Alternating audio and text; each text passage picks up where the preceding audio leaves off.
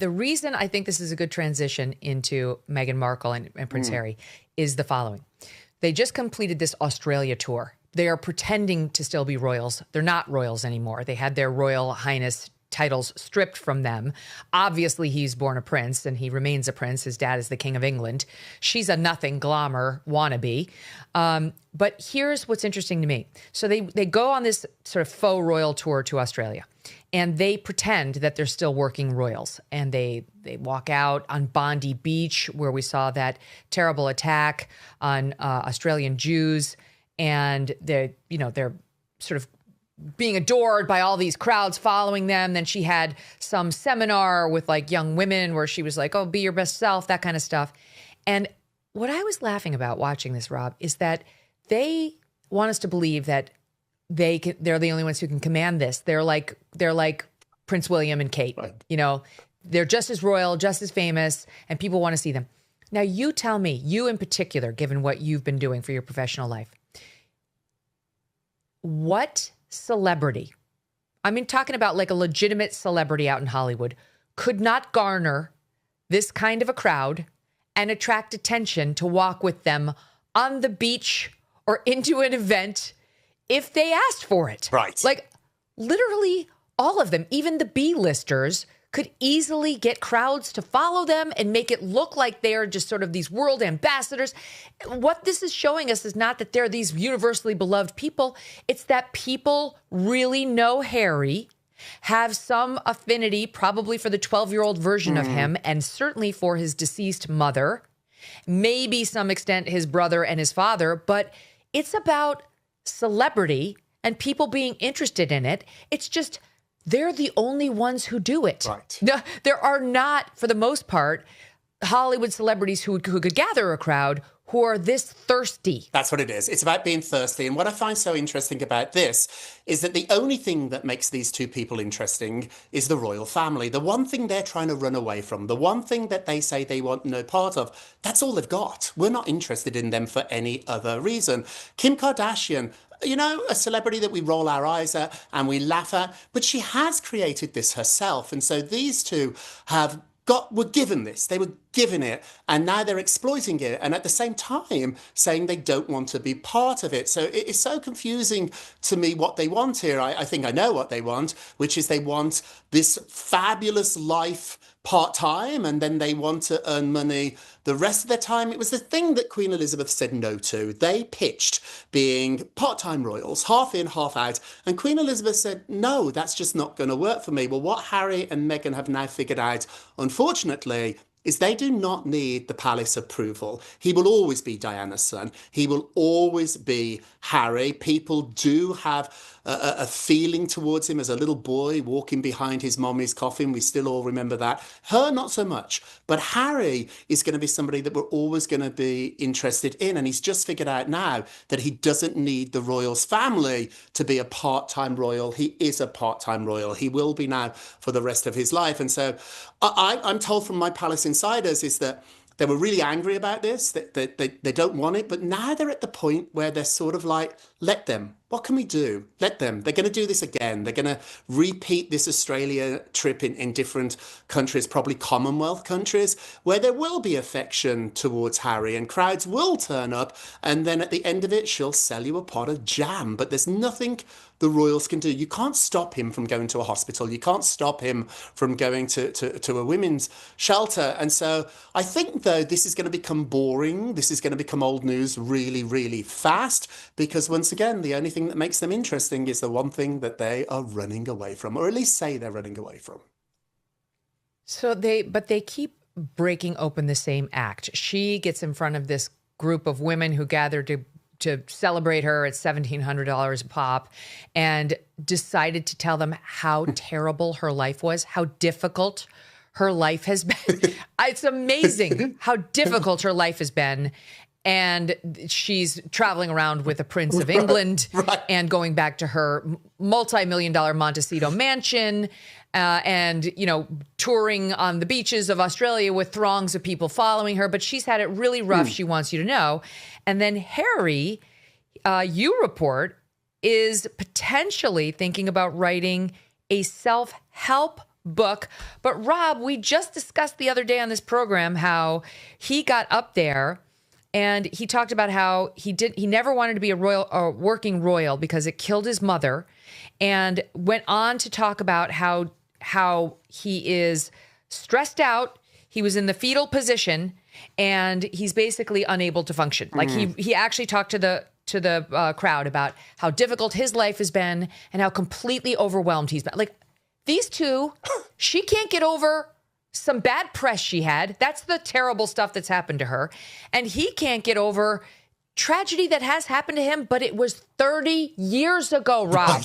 Right. He's somebody that has recently discovered therapy. And as a Brit, I can admit, the Brits are not good about this. They don't really talk about their feelings very much. And when I first came to America 30 years ago, I was absolutely shocked at how Americans would tell you all their secrets, which is good for me as a gossip columnist. But Harry has recently discovered therapy. And anybody that recently discovers something gets sort of intoxicated by it.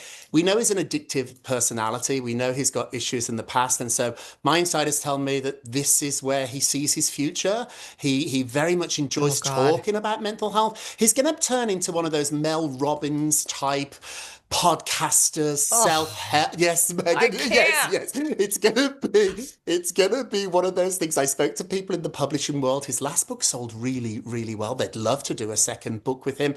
And I'm told it's gonna be one of those self-help Oprah type books about finding confidence. And Meghan. Here's the irony, Rob. The people who spend their lives writing about this crap are the last people you should be listening to on how to change your life. People who are well-adjusted and know how to deal with their problems do not spend their time thinking about, this version of therapy and that version, and let me write a whole book about therapy. That's the last person you should be taking advice from. He's clearly miserable, Rob. Right, he's clearly miserable. He has not got over. Move on. I think that's what life's about. We can't diminish the death of his mother, a traumatic experience, but the royal family did not kill her. A drunk driver killed her, and she turned down royal protection. So what he's fighting to get in Britain, his mother passed on. His mother didn't want that anymore. So it's not really accurate what he's saying about his mom. And I think William lost his mommy too. She wasn't just Harry's mom, and William seems to have dealt with it. And so there is a way. I would argue that sitting down and doing interviews, traveling to Australia and being paid to talk about your grief is not the best way to handle it, but it certainly is the Sussex way. Oh, gosh. So then she goes, when she's over there, onto their version of MasterChef, because, she's trying to make herself into a Martha Stewart, literally stealing Martha Stewart's recipes. Maureen and I covered that on our parody we did of With Love, Meghan. It's the same recipe. She clearly stole it from Martha Stewart.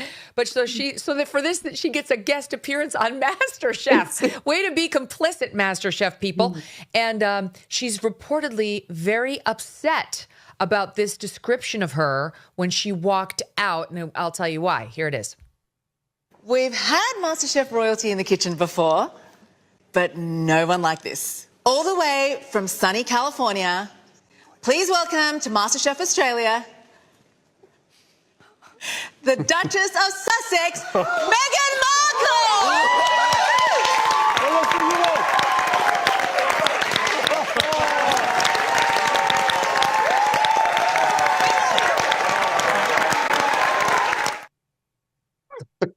Oh, my Lord. So the Daily Mail's reporting she's very upset that they called her royalty, Rob, because she's not supposed to be called. So I'm sure she was really torn up inside. By the way, they didn't even really call her royalty. They just said like royalty in the kitchen, like Master Chef royalty. The same way, you're Hollywood royalty. I'm journalism royalty, whatever. That, like, She's pretending like, and this is all bullshit. You and I both know she loved being called a royal. That's the whole reason she married Harry. She loves it. I've covered Meghan for a really long time. That episode was taped. It wasn't live. She would have stopped them and retaped the introduction had they not called her royalty. The only reason she's on that show is her association with the royal family. They didn't hire her because she was on Suits when she was a Deal or No Deal girl. She wasn't on MasterChef. I don't resent MasterChef doing this. I've worked in TV, you know TV better than anybody. It's about ratings. That's all they care about. And having her on is going to get ratings, even if it's people watching it to hate it. And so that's what they're doing here. So I tip my hat to them. But Meghan playing a lot. It's almost like cosplay, isn't it? It's like they've dressed up and today we're going to put a crown on and a cape on, and tomorrow we can be nurses and doctors and we can be social workers the next day. It's all playing. It's all cosplay.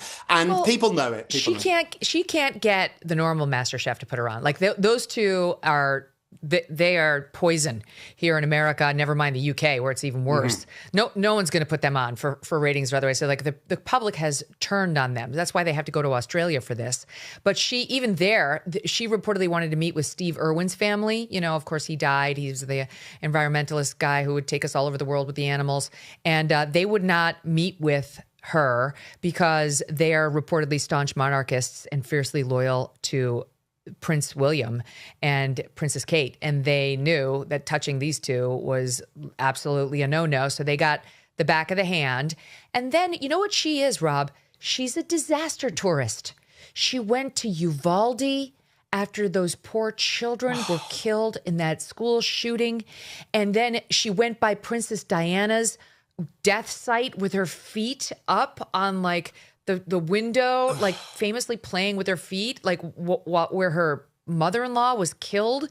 And now she goes, while she's in Australia, to Bondi Beach, where just months ago, all these Jewish Aussies were killed.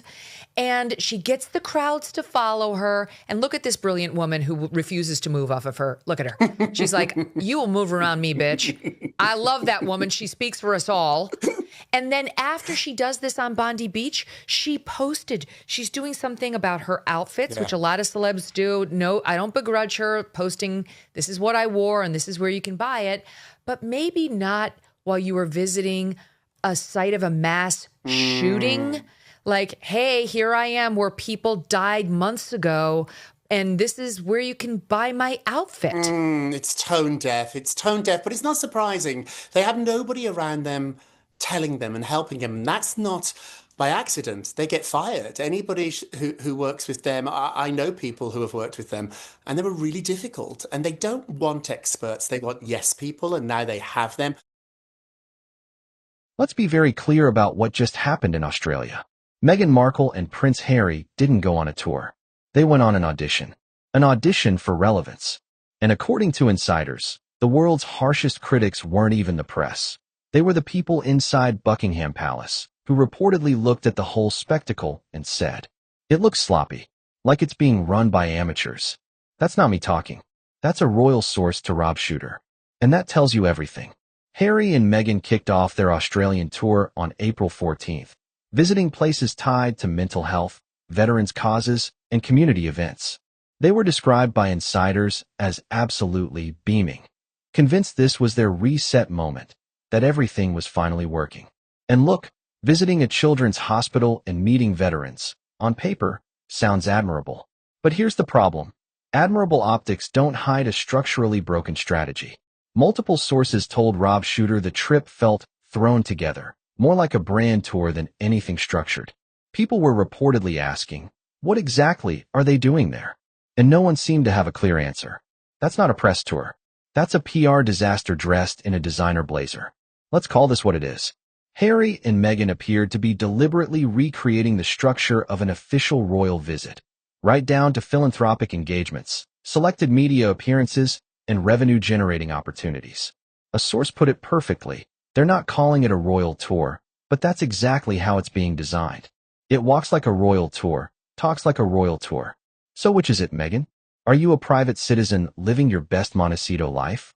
Or are you a duchess in exile running shadow diplomacy? Because you can't have it both ways. You don't get to walk away from the crown and then use the crown's playbook as your business model. That's not independence. That's freeloading off an institution you spent years publicly destroying. And it gets even more revealing. Anti-royalist groups in Australia were actively courting the couple to attend their events. Harry and Meghan were reportedly invited to events by a number of groups openly challenging the monarchy's relevance. So not only are they mimicking royal tours, they're doing it while attending events that undermine the very family whose name still opens every door for them. The irony is staggering. Here's where this story gets genuinely troubling. Rob Shuter's sources say the Australia trip cost an estimated $500,000, and critically, Harry and Meghan have refused to name who funded it. One source told Shuter bluntly, "The fact they won't say tells you everything. If it was clean and simple, they'd just name the funders. This wasn't Harry and Meghan writing a check. There were business interests involved. Business interests. Let that sink in. Who are these mystery backers? What do they want in return? What kind of access are they purchasing through a $500,000 goodwill tour?" The source even drew a direct comparison to Prince Andrew and Sarah Ferguson's financial controversies, warning, when wealthy people fund access, it can get messy fast. The palace itself is reportedly raising eyebrows. And if they're concerned, the people who have protected this family through decades of scandal, that is not a small thing. You want to know what the most devastating verdict on this whole Australian adventure is? Sources say the palace is now barely registering Harry and Meghan's tours at all. Senior royals, King Charles, Prince William, Kate, are quietly letting the tours speak for themselves and letting the public be the judge. That's not tolerance. That's dismissal. When your enemies don't even bother responding to you anymore, you haven't won the war. You've become irrelevant to it. A royal source told Shuter, "If this was a threat, the palace would react. The fact they're not tells you everything. The silence from Windsor isn't fear. It's contempt." So what does a couple do when one poorly organized, mysteriously funded, palace-dismissed tour wraps up? They plan another one. Africa is now reportedly the leading destination under consideration, with early discussions pointing to a multi-city tour including philanthropic engagements, media appearances, and revenue-generating opportunities. Notice the order of that list. Philanthropy first, publicly. Revenue, quietly, at the end. Africa is not a random choice. Harry has deep emotional ties to the continent going back decades. Meghan knows it photographs beautifully and plays brilliantly to the global audience she's trying to court. But using a continent as a backdrop for your personal rebranding campaign, while hiding who's really bankrolling the whole operation? That's not humanitarian work. That's a content strategy. Rob Shuter, Megyn Kelly, and every royal commentator paying attention is asking the same question right now. How long before this entire house of cards collapses? Because here's the thing nobody wants to say out loud. The more Meghan and Harry chase the appearance of royal relevance, the more they prove they can't survive without it. Every fake tour, every mysterious funding arrangement, every country they land in carrying the Sussex name like borrowed luggage, it all points to the same uncomfortable truth. They left the royal family, but the royal family never left them. And one day, when that name stops opening doors, what exactly will they have left to sell? Drop your thoughts below. Do you think Africa is next? And who do you think is really paying for these tours? If you want to know what's really going on behind the Sussex curtain, hit subscribe. Because this story is far from over.